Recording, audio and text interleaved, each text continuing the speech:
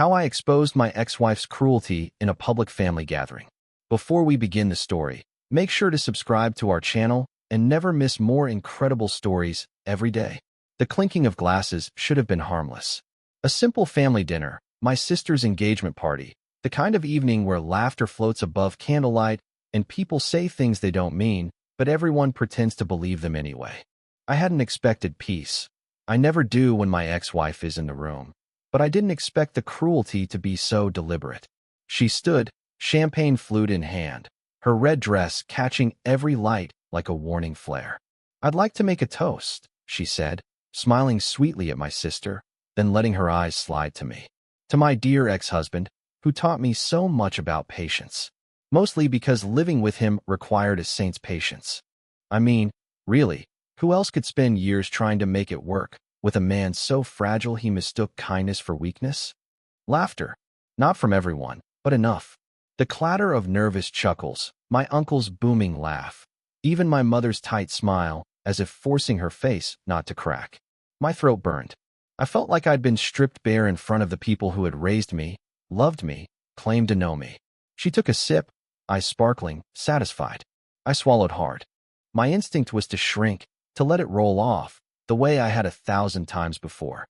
She was good at that, digging a knife in with a smile wide enough that others thought it was just a joke. I used to believe her, too. I used to sit in the quiet after her words and wonder if maybe I was the weak one. Maybe I was the burden. That's what living with her did to me. It hollowed me out until I doubted my own reflection. But tonight, something broke. Maybe it was the way my sister's fiancé frowned, uncomfortable, or maybe it was the way my niece looked at me, confused, waiting to see if I'd laugh along with the others. Something inside me snapped. I set my glass down carefully, deliberately, and stood. "Funny," I said, my voice low but steady.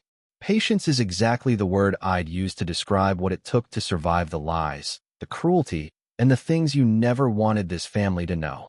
Her smile faltered, just a flicker, but enough. The room hushed, tension tightening like a drum. Because for the first time, I wasn't swallowing her poison. I was spitting it back out. And I knew, right then, I was going to expose her, every last secret she thought she had buried. As the envelope trembled between my fingers, the weight of our history pressed heavier than the room's silence. People saw us as the perfect couple once. Her beauty, my steady job, the smiling Christmas cards where we both faked happiness for the camera. But perfection is the cruelest mask. Behind closed doors, her words cut sharper than knives. She would laugh about my dreams, tell me I was aiming too low whenever I mentioned writing or teaching instead of climbing some soulless corporate ladder. At first, I thought it was tough love. I told myself she wanted me to be better. But when you hear "you're pathetic" enough times, even whispered while she kisses your cheek at parties, you start to believe it. One night, after I worked a 14-hour shift, she greeted me at the door with a smile for our neighbors, then hissed into my ear, "You look like a dog that's been kicked. Straighten up. Don't embarrass me." That was her rhythm. Public affection, private contempt. She was a master at weaponizing appearances. And I played along. I laughed at her jokes in front of family, told myself that endurance was strength. I convinced myself her cruelty was love expressed in some twisted form. Looking back, it wasn't love at all, it was control. Now, standing at that engagement dinner, her toast echoing in my head, I realized how many years I'd wasted letting her dictate my worth. My family had been complicit, too, dismissing her digs as just her sense of humor, urging me to be patient, to keep the peace. But tonight wasn't about peace. Tonight was about truth. And the envelope in my hand contained the first piece of evidence, something she couldn't laugh off. The envelope held a single sheet, just one piece of paper I had folded and refolded until the creases were white scars across the page. On it were screenshots of messages she had sent during our marriage, mocking me, belittling me, and worse, flirting with someone else while telling them how pathetic her husband was. The gasps around the table were soft but sharp. My cousin leaned forward. My sister's fiancé muttered, "Jesus Christ." My mother covered her mouth. Her mask slipped for a second, but she recovered quickly, letting out a laugh that rang false. "Are we really doing this here? Screenshots? Texts without context?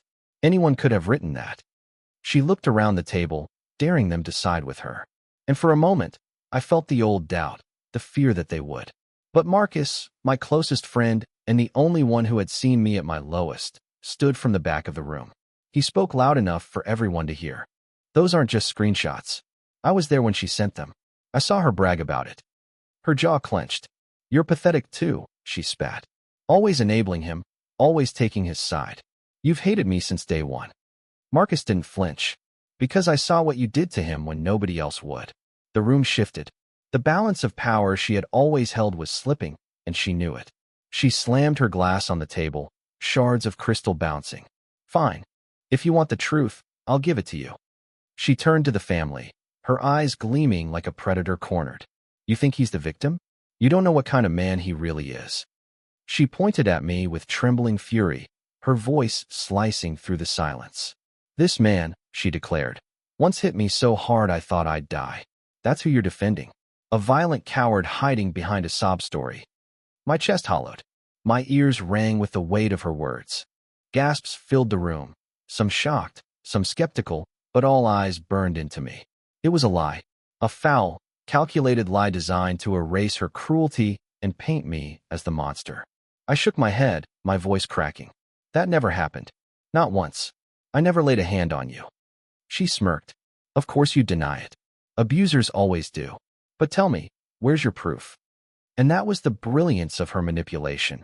She understood that lies don't need evidence when whispered in the right setting. She had weaponized the very family gathering meant for celebration, turning it into my trial. For a moment, shame clawed at me. What if they believed her? What if all my effort to expose her would be swallowed by this lie?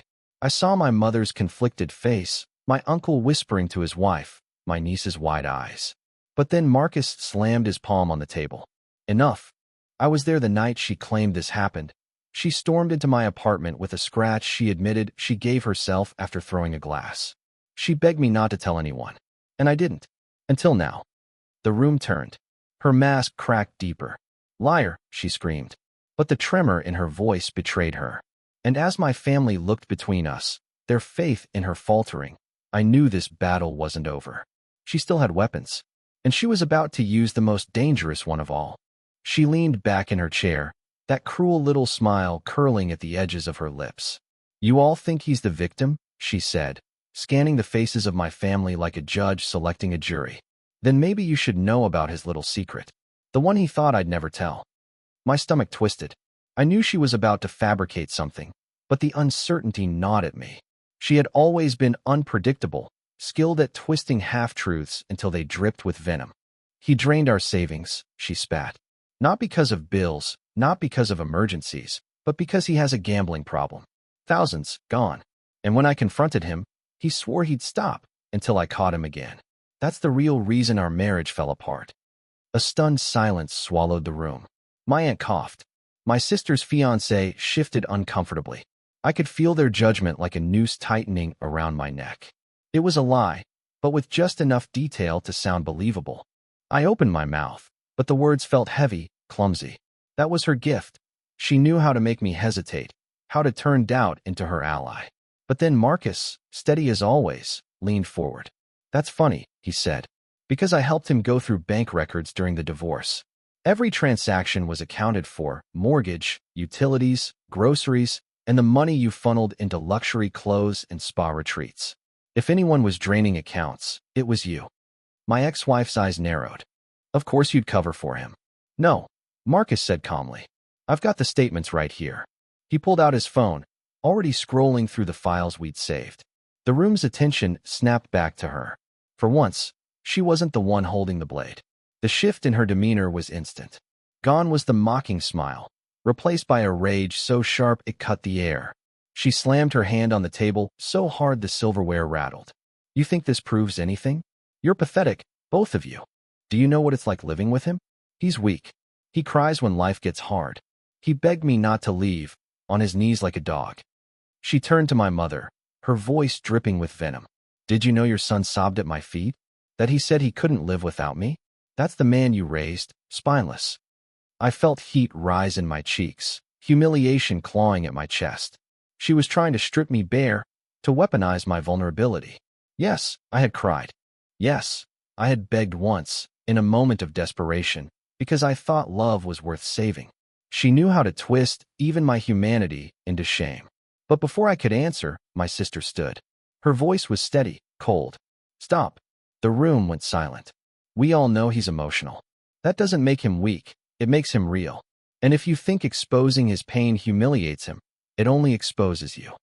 A ripple of murmurs circled the table. My ex-wife's face froze, her armor cracking again. She had expected silence, compliance. Instead, she was losing her audience. Her eyes darted to me, desperate to find new ground. You think you're clever, she hissed. But you don't know the half of it. And I saw it. The last card she held, the one she had been saving, the secret she thought would ruin me completely. Her words were low, meant only for me, but loud enough for those closest to catch. Should I tell them about your father? She murmured, eyes glinting. About what I found in his old files. About the debts he left behind, the ones you're still hiding? My chest tightened. My father had died years ago, leaving behind nothing but a shoebox of receipts and a reputation for being careless with money. I had worked my entire adult life to bury that shame, to build something better, and she had dug through it, turning private grief into ammunition. I stood frozen, the room blurred. She knew exactly where to cut. Exposing my father's failures wasn't just about me. It was about tarnishing the family name, humiliating me in front of everyone I loved. But then Marcus spoke up again, sharp and cutting. You mean the debts he paid off before he passed? The ones you found in old files but conveniently forgot to mention had been cleared? Because I helped sort those, too. He pulled another file from his phone, showing notarized receipts. My ex-wife's lips parted, her perfect story crumbling. The family stared, some angry, some betrayed, some finally seeing her for what she was. And in that silence, something shifted inside me. For years I had been the quiet one, the easy target, the man who swallowed pain. But not anymore. I straightened my back, raised my voice, and looked her dead in the eye. You've humiliated me for the last time. Tonight, everyone will hear your truth. The cruelty, the affairs, the lies, everything. Cliffhanger. The room erupted in chaos as I pulled out my final piece of evidence. Silence pressed against the walls, the kind that makes you hear your own pulse. I unfolded the second sheet from the envelope. A clean, chronological ledger I'd made from downloads of our joint account. Every credit, every debit. I'd highlighted the transfers to her work wellness card that turned out to be spa weekends and boutique trips logged under self-care. No gambling withdrawals. No late-night ATM binges. Just tidy, curated spending that never included me. She laughed, bright and brittle. Bank statements? Cute. He's cherry-picking. Then let's stop cherries and talk trees, I said, sliding out a printed email thread. This was sent from my address to my boss, 2 weeks before you left. I read aloud the line that had kept me awake for months. I'm not emotionally stable enough to handle the conference. Please remove me from the rotation. It cost me a promotion. I'd assumed I'd written it on a bad day, assumed I was weak. But IT logs proved the IP wasn't mine and the timestamp was during my shift at the clinic. My aunt squinted. You wrote that? I shook my head. She did. From our living room. On my laptop. A wave of murmurs. My ex lifted her chin. Prove it. Already did, I said, holding up a letter on company letterhead. The audit traced it to our home network and a device that wasn't mine. I thought I was losing my mind, because that's what she wanted me to think. I set it beside the statements. She didn't just insult me. She's been curating my failures. Her smile sharpened. Or maybe you're just embarrassed and need a villain. My sister, voice steady, asked, why hijack his email if not to sabotage him? Because it made the next act easy, I said, thumbing my phone. You told people I was unreliable, then manufactured proof. You turned my family into an audience and me into a punchline. Her eyes flicked to the doorway. A nervous tick? Or habit? It didn't matter. I had learned to follow her glances the way sailors watch gulls for land. What next? My uncle grumbled. More papers. Not papers, I said, feeling the room tilt toward me for the first time. A voice. I tapped play. Her voice filled the room. Smoky, amused, recorded after the separation when she thought I'd stopped saving things. You train people to laugh at you, and they do. It keeps them loyal to me. She lunged for the phone. I stepped back. One-party consent, I said quietly. Legal here. Her mask fractured. just enough to show the rage underneath. Heads turned as Tara, her former maid of honor and one-time confidant, stepped inside, clutching a thick manila folder to her chest like a life vest. I hadn't seen Tara since the divorce. She looked older, not in years but in regret. She nodded to Marcus, then to me. "You asked for proof," she said to the room. "I brought mine." My ex's voice iced over. "Leave." Tara swallowed. I should have spoken sooner. She opened the folder and slid out color printouts, group chats titled Pet Projects and Reputation Rehab, where my ex had narrated training exercises to make me less dramatic, which translated to humiliating me in front of people I loved until I stopped objecting. Emoji applause. Screenshots of my private texts forwarded with snide commentary. A calendar note. Engagement dinner. Script the toast. My mother's hand flew to her mouth. "Script?" Tara nodded. She rehearsed the lines in my kitchen. "What do you want?" "Absolution," my ex sneered. "You were there for every joke." Tara's voice wavered. And I was wrong. She pulled out one last page. She also bragged about messaging his boss. She sent me a picture of the email draft and wrote, "Watch this tank him." The print showed the same phrasing as the email that cost me the conference. The room's oxygen changed. I could feel people rearranging their loyalty in real time, like furniture in a storm. My sister whispered, "You did this to him?" My ex pivoted to fury. "These are out of context. Anyone can fake chats. That voice could be AI. You're all gullible." She reached for the folder. Tara stepped back. My ex's heel caught the table leg. A glass toppled and shattered, the sound as sharp as her facade. "Stop," I said. "No more noise." I raised my phone. "One more piece, and then I'm done." A few relatives lifted their hands in a quiet plea. "Enough. End it." But this part wasn't for arguing. It was for witnessing. I mirrored my screen to the restaurant's TV with a small click Marcus had arranged with the manager earlier, the only conspiracy we were guilty of. The thumbnail of a video filled the room. My ex, in Tara's kitchen, laughing with a glass of wine, saying tonight's lines out loud. Her eyes went wild as she lunged toward the TV. Her pre-recorded voice cut through the din. "To my dear ex-husband, who taught me patience, because living with him required a saint's patience." The room froze as the rehearsal played in split-screen memory with the toast she'd just delivered. The same cadence, the same pauses, the same cruel sparkle. On the video, she giggled and added the line she'd edited out for tonight. "If he cries, don't comfort him. It ruins the punchline." Someone swore under their breath. My niece shuffled behind my sister's back, peeking with wide eyes that made me hate every second I'd swallowed instead of speaking. My ex yanked the cord anyway, plunging the TV to black. Too late. The words had already done what words do when recorded and replayed in daylight. They minted reality. She pointed at Tara. "You filmed me illegally." Tara shook her head. "You asked me to practice. I filmed for timing." Her voice cracked. "I didn't know I'd need it to stop you someday." My ex turned to me, desperation replacing strategy. "You're destroying what's left of civility," she said. "Do you want to drag this family through court? Through gossip? You think they'll forgive you when this becomes public?" I breathed. "I want them to stop mistaking your cruelty for charm. If courts come next, so be it." I held up the binder I'd built with Marcus. IP logs, bank letters, chat exports, Tara's statement. But I'd rather end it here, with accountability, not spectacle. For the first time, I saw it. Not power, not poise, fear. The kind bullies feel when the room stops clapping. She tried one last pivot, a practiced tremble. "I was hurting," she said. "He made me this way." My sister's fiancé spoke, calm and firm. "Pain explains behavior. It doesn't excuse cruelty." A few heads nodded. The tide had fully turned. I set the binder on the table. "This isn't the final reckoning," I said. "Not yet.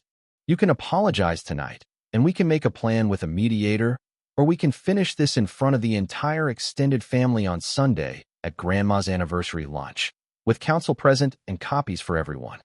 She laughed, a sound without humor. "You wouldn't dare." I met her eyes and finally recognized my own strength there, reflected back. "I already reserved the room," I said. "And the projector works." Sunday came quicker than I expected. Word had spread through the family grapevine faster than wildfire, and by the time I arrived at Grandma's anniversary lunch, the banquet hall was buzzing. Aunts, uncles, cousins, faces I hadn't seen in years. all whispering behind menus, glancing at me, then at her. My ex was already there, draped in white like she was attending her own canonization. She smiled sweetly, greeting relatives with a kiss on the cheek, pretending nothing had happened at the engagement party. Marcus adjusted the laptop near the projector. Tara sat nearby, hands trembling as she clutched the statement she'd written out. My sister met my eyes and gave the smallest nod, as if to say, now or never. We began with a toast, Grandma radiant at the head of the table, blissfully unaware of the storm brewing. Then, before dessert, I stood. There's something important I need to share, I said. The room quieted. My ex froze, fork hovering. I projected the timeline first, the bank records, the email audit, the chat logs, the rehearsal video. People gasped, murmured, shifted uncomfortably. Some shook their heads in disbelief. Others leaned forward hungrily, the drama unfolding like a TV show they couldn't pause. My ex tried to laugh it off. This is insane. He's staging a smear campaign. Family events aren't for this kind of circus. But then Tara stood, voice shaking but strong. It is for this, because she made these events her stage to humiliate him. And I helped once. I'm not helping anymore. The room turned, like a tide rolling back from the shore. My ex's smile faltered. For the first time, she seemed cornered, not by me, but by the truth echoing from too many sources at once. I took a breath. If you want to deny me, fine. But deny all of them too. Her eyes darted, calculating, searching for a weapon left to throw.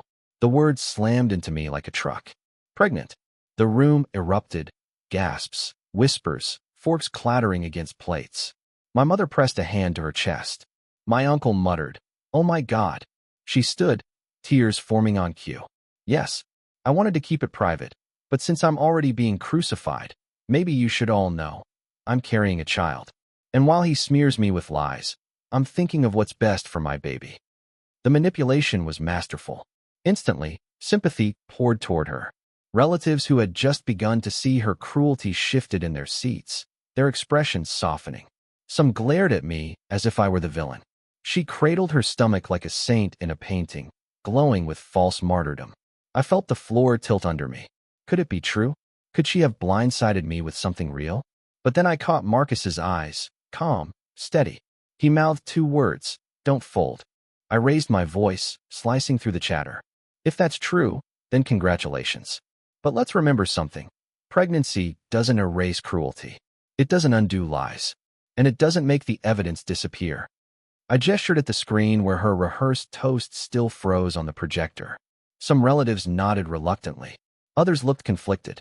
But then Tara spoke again. She told me last week she was going to use this if things got bad. She didn't say it was true. She said it was a card she could play.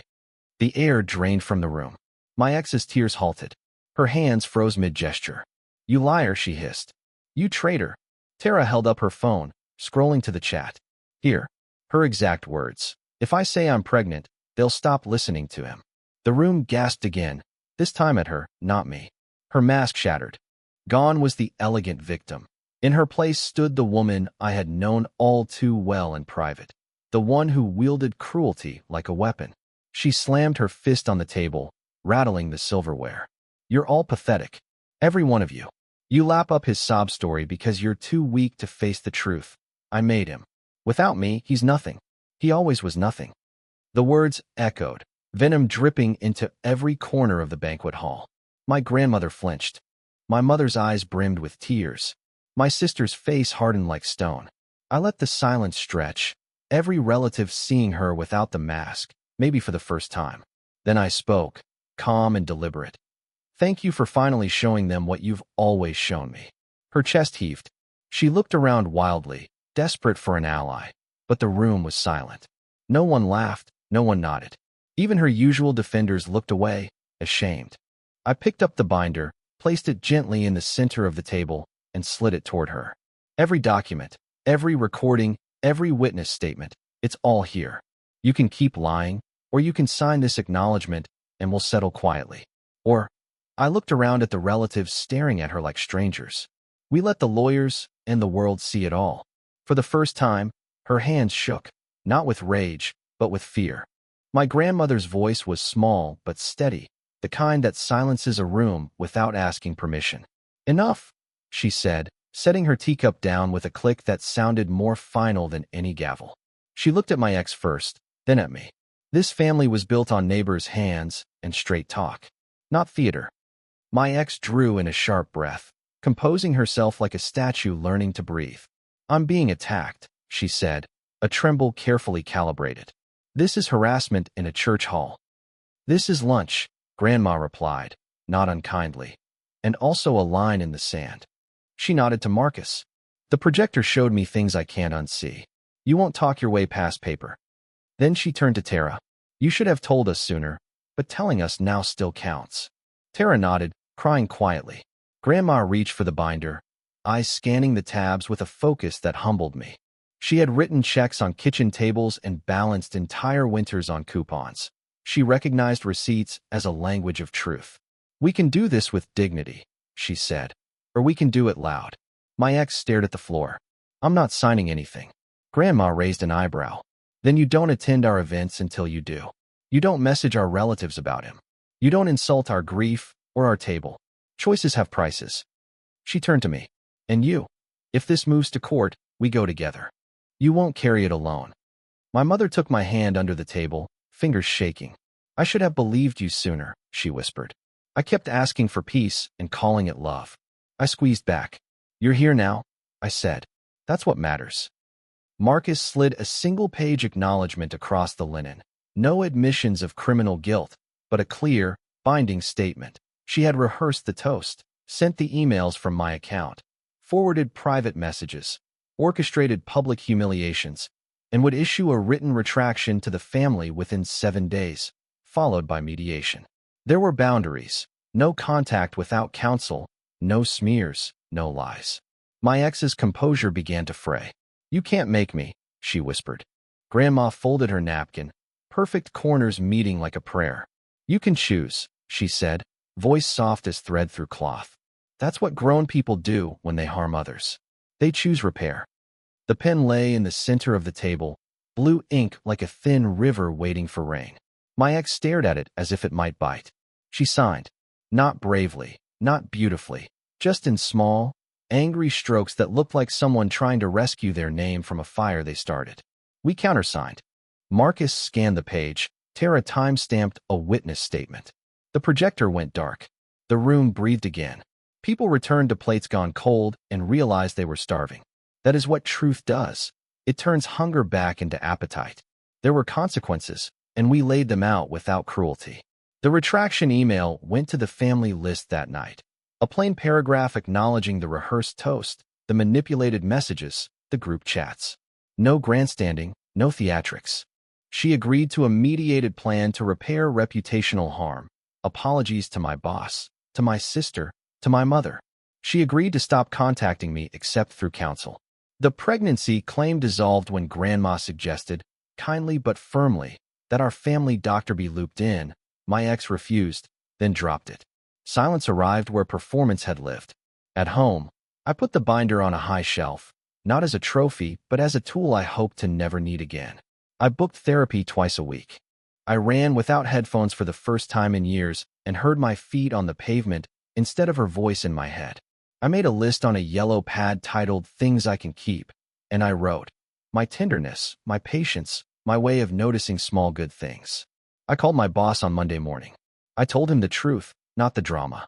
He listened and said, come by this afternoon. Let's talk about spring. I cried in my car and didn't apologize for it. At dinner, my sister slid an envelope across the table. Photos of us as kids, me in a crooked tie, her missing 2 teeth, both of us laughing at nothing. You didn't become soft, she said. You stayed kind. Tara wrote a longer letter to the family, not to beg forgiveness, but to map the trap she'd helped build so no one else could stumble into it. Marcus sent me a link to a mediator who starts every session with the sentence, we don't assign monsters here. We assign responsibilities. We scheduled the first meeting. People like to say closure is a door that clicks. It isn't. It's a floor you learn to trust again, plank by repaired plank. I still wake some nights expecting her voice to cut the dark open. But then I remember the line Grandma drew and the pen that found paper, and I breathe. I can't guarantee that cruelty will never knock again. I can guarantee that I won't open the door alone.